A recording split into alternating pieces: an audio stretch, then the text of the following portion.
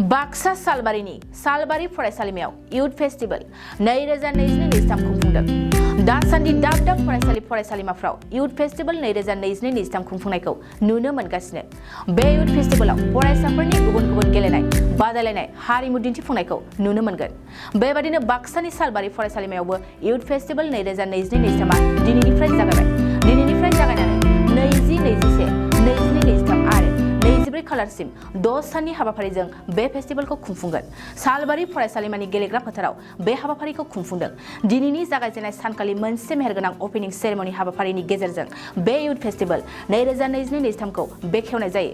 Opening सेरेमनियावनो बाहागो लानानै गोजा फिथा हास'नानै इयुथ फेस्टिवल 2022-23 खौ बेखेवनानै होयो 21 नं सालबारि बियाबनि TCLCC नि मासिगिरि बिनोद मुसाहारिया। दिनैहाय सालबारि कलेजाव इयुथ फेस्टिवला दिनैनिफ्राय जागायबाय। आं बे फेस्टिवलखौ बेखेवनो मोननानै जोबोद गोजोननाय मोनदों।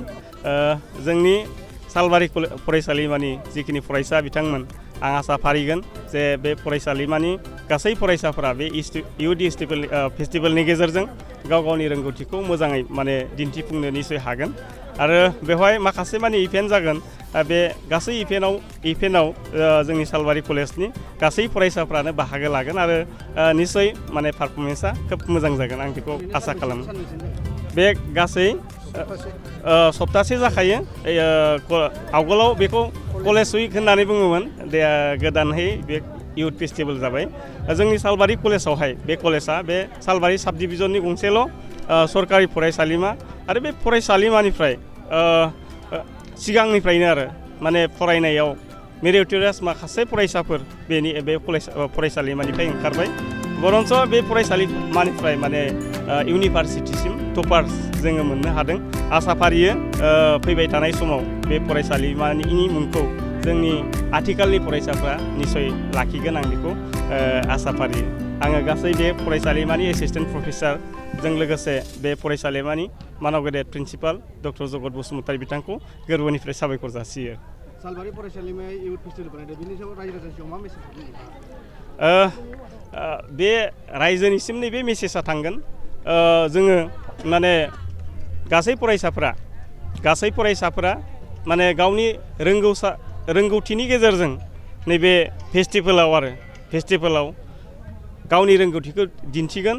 आरो मेसेजआ बेनो जे फै जों बयबो खौसेयै सान्थियै जोङो रोंगौसा सासे गुन गोनां फरायसा जानि, सासे मोजां सुबुं सम्पद जानि। नैबे मेसेजआ नैबे इयुथ फेस्टिवलनि गेजेरजों थांगोन। ओरैनो मा गेलेमु थागोन? दा बेवहाय गासै गेलेनाय आयदायानो थागोन आरो लिटारेरि कम्पिटिसनबो थागोन बेवहाय, आरो कालचारेल कम्पिटिसनबो थागोन। जे जिउआव जिखिनिखौ नांगौ सासे मानसिनो, दा बे गासै आयदानि सायाव बे कम्पिटिसन जागोन। आरो बेनो फरायसाफोरनि बयनिख्रुइबो देरसिन फेस्टिवल होनब्लाबो बांद्राय बुंद्रायनाय जाया। आरो बेनि गेजेरजोंनो फरायसाफोरा गावनि रोंगौथिखौ फकास खालामो आरो गावनि थांखिसिम बे फेस्टिवलनि गेजेरजोंनो सौहैनो हायो आरो। दिनै जोंहा सालबारि फरायसालिमानि इयुथ फेस्टिवल जागायजेननाय, बे जागायजेननायनि फोरबोखौ जों 21 नं सालबारि कनस्टिटुवेन्सिनि TCLCC चेयारमेननि गेजेरजों बेखेवनानै होनाय जाबाय। बेवहाय जोंहा गोबां आयदा लानाय जादों। गेलेमु,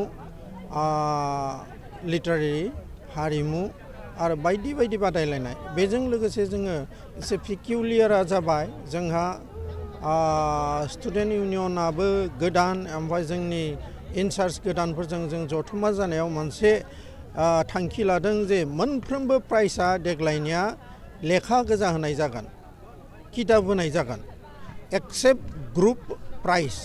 भलिबलनिया ट्रफि थागोन, फुटबलनिया ट्रफि थागोन, काबादिनिया ट्रफि थागोन, बेफोरावल' ट्रफि थागोन।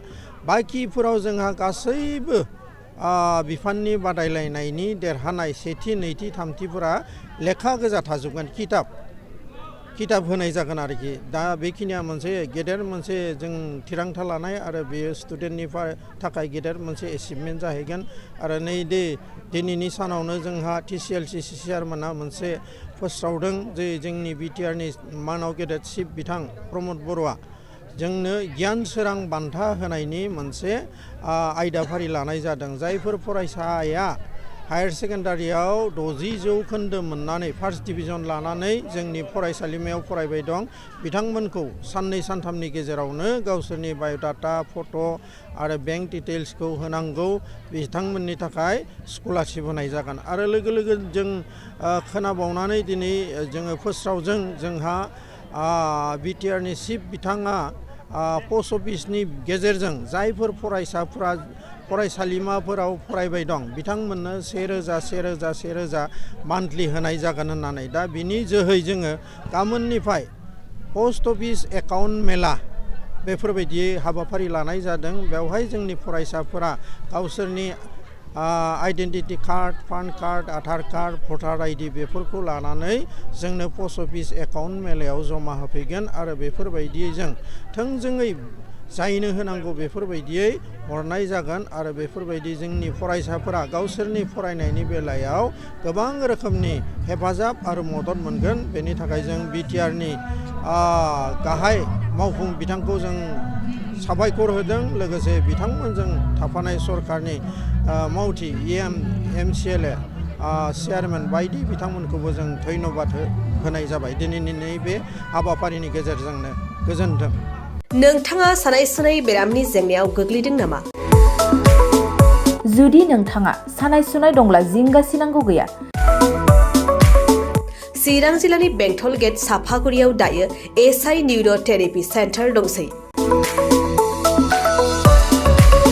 बे थेरापि सेन्टाराव नोंथाङा गोरलैयैनो देहानि सानाय सुनायखौ फाहामथाय लानो हागोन। बे आथिं सानायानो जाग्रोदों, ओमफ्राय जानाया एसे सिगांनिफ्रायनो जाखादों, ओमफ्राय बिदिनो गुबुन गुबुन मुलि जाबाबायदों, ओमफ्राय हामाखै। दिनैनि ट्रिटमेन्टआ नङा, आङो एसे मोजां मोनसिनबाय। जेरै सिं सानाय, आफादावरि सानाय, मोदोम जरा सानाय, आइजोफोरनि जेंना, खर' सानाय बायदि बेरामखौ फाहामनाय जायो। लोगोसेयैनो बे सेन्टाराव थानानै फाहामथाय लानो हानायनिबो सुबिदा खालामदों। नोंथांमोनहा SI निउर' थेरापि सेन्टाराव फाहामथाय लानो गोसो दंब्ला नैबे मबाइल नम्बर 7620160459 नङाब्ला 9476977956 आव थोंजों सुलाद लानो हागोन।